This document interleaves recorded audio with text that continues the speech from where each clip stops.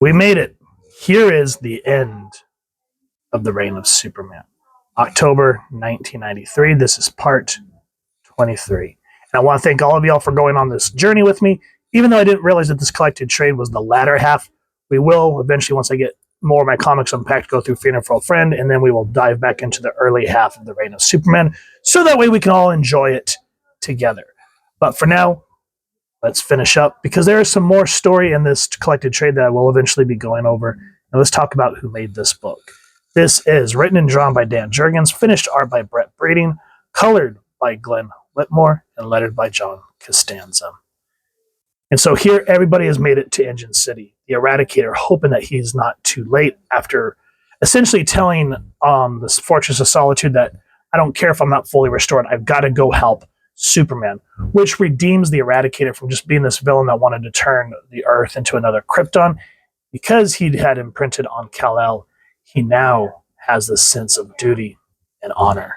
And he's saying, I'm hoping I wasn't too late. He goes, no, to fill at this point will be disastrous. We've already lost too much. And then if you haven't been reading, he kind of gives you a quick walkthrough of what's been happening with the cyborg Superman, basically being the leader who orchestrated this whole genocide with Mongol as his second in command, him being destroyed but not giving up. And then Superboy comes on the scene. Now, I feel that this was a little rushed, because we did get that Adventures of Superman Annual 5, which showed what happened to Connor after he was able to stop the detonation over Metropolis, and how he was weakened, woke up in the hospital.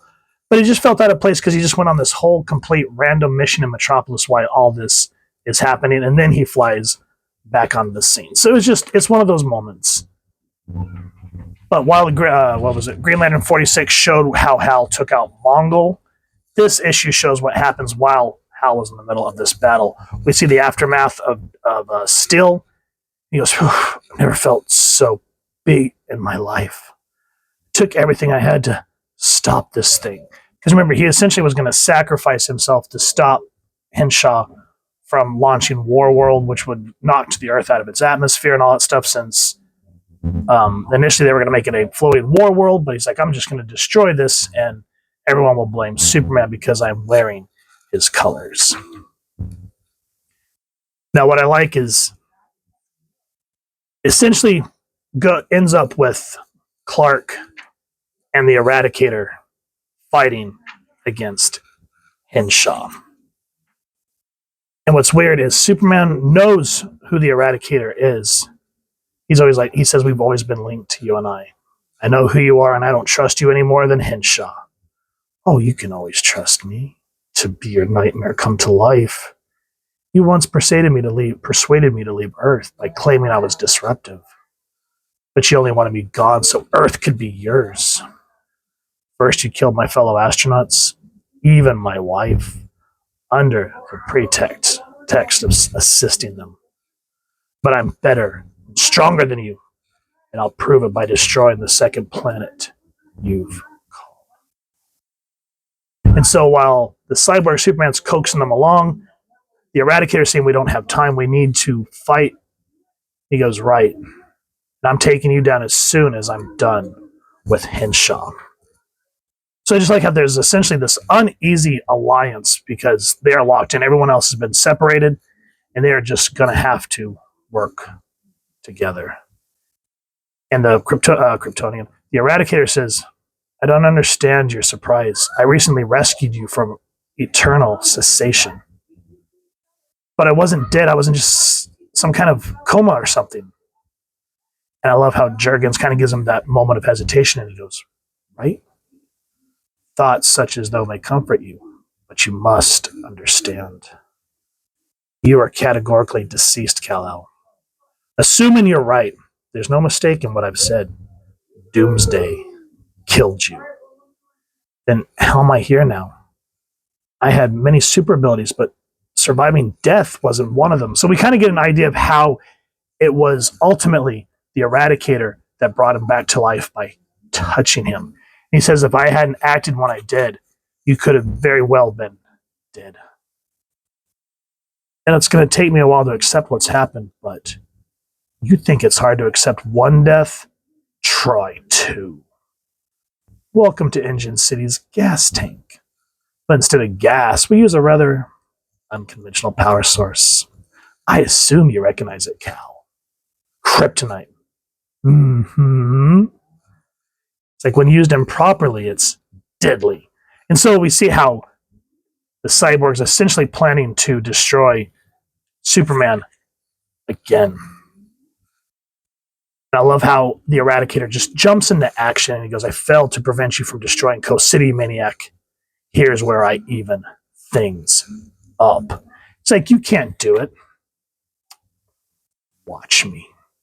The air crackles with energy as the Eradicator, a devastating Kryptonian weapon over 200,000 years old, fires without mercy in an all-out attack. A product of the past, the Eradicator was built by one of Superman's ancestors during an age of reckless science.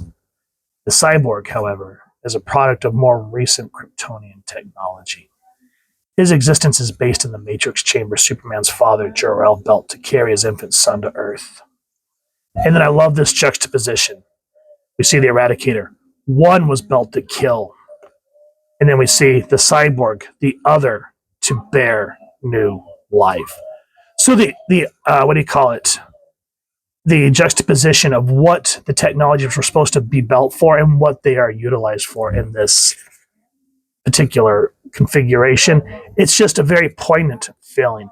And then Superman just smacks the living crap out of Henshaw. He goes, we've beaten you. You're done. Because what I love about the hubris of the cyborg Superman is he doesn't realize that he's trying to hit everyone with this Kryptonian gas. He doesn't realize that his technology is built on Kryptonian DNA and technology. So he says, if I have to go, I'm taking all of you with me. Now, spoiler alert, if you've not read this, I'm going to show something that I thought was very poignant here in a moment. So if you don't want it spoiled, as I've said with the rest of these reviews, pause this, go get the series, read it, and come back. And you're back. So he goes to just straight up spray Superman. He goes, I'll see you go first. Back, Kal-El. My mission is to protect the sanctity of Kryptonian life. I won't let you die, no matter the cost. A brave sacrifice, but one that seems unnecessary, for even the mighty Eradicator is unable to stop the searing blast of radiation from passing through his being. Both take the full force of the blast. And then we pick up with where Gene Lantern, I have X-Men on my mind apparently, Green Lantern 46 setup where they enter the chamber and they see Superman finally take out Henshaw. But there is something different about Cal now. He's like, I feel full powered, and there's a reason for it. He's like, you will never beat me, Superman. Never. Wrong. If I vibrate my arm at an incredible rate, it won't work. Somehow I'll survive. I have to. If so, I'll be watching for you, Henshaw. Don't ever forget that. Now, in hindsight, this is a great way that they defeated the cyborg Superman, but this particular moment is poignant if you think coming years down the line to the end of the New 52 when Jurgens does Superman, Lois, and Clark, and we see how the Earth 1 Superman is living in the shadows of the 52 Superman. And essentially what he's doing is he's taking out threats that threatened him. So there's actually an issue where Superman goes out of his way to save Hank Henshaw because he doesn't want his 52 counterpart to deal with threats like Henshaw, Mongol, the cyborg Superman, and all that stuff. So just seeing it now means more to me. And then, of course, the great splash page towards the end as they're going to save the Eradicator and Superman. There's a way that he gets his uniform back, which is kind of neat. I want you guys to read the book. But I love how Supergirl here says, you think the world can handle two Supermen? And Connor, again, just like the Eradicator, his character comes full circle. He goes, check that, Blondie. I'm not Superman. That guy's Superman.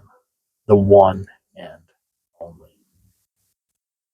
And so even though the death of Superman was initially a ploy to A, sell comics, and B, to show, even though his popularity was slipping, kind of like on TikTok, I made a short video talking about how a lot of people thought, oh, he's too much of a Boy Scout, blah, blah, blah, blah, blah. But when they killed him off, they saw how much heart was absent from the Justice League and the world at large, whether it be in fiction or reality. And so this was a really good way to jumpstart Superman back into his books. And that's why the death of Superman has, what do you call it, stood the test of time. It's just one of those books that reminds us why Superman was so damn special when it came out back in the 40s, 30s, 40s, somewhere along that time frame, and why he's still relevant today and why we all still look up to the Man of Steel. So, the Reign and Return of Superman has been finished, but there are a couple more issues that they added here post Reign of Superman that we will go over. I want to thank you all for going through this trade with me. It was a blast to go back and revisit this after reading The Death of Superman. We will go over Funeral for a Friend once I get the rest of my comics out of being packed under massive amounts of boxes. And then after that, we will go through the first half of The Reign of Superman as well. So with all that said, if you guys have enjoyed what you've seen, please first and foremost support your local comic shop or wherever it is like to get your action figures and comics, and grab this series however you can, whether trying to have fun and hunt down the singles or the collected trades, or they've released omnibuses of it. And they just released, what was it, like a 45th? No. Some year anniversary. I don't remember how many years, but they have that as well. And I'm actually thinking about picking that up because I'd like to kind of see the extra stuff that they've added. Now, if you've enjoyed this review, I really would appreciate if you take a moment to like, share, and subscribe. Helps the channel more than you could possibly know.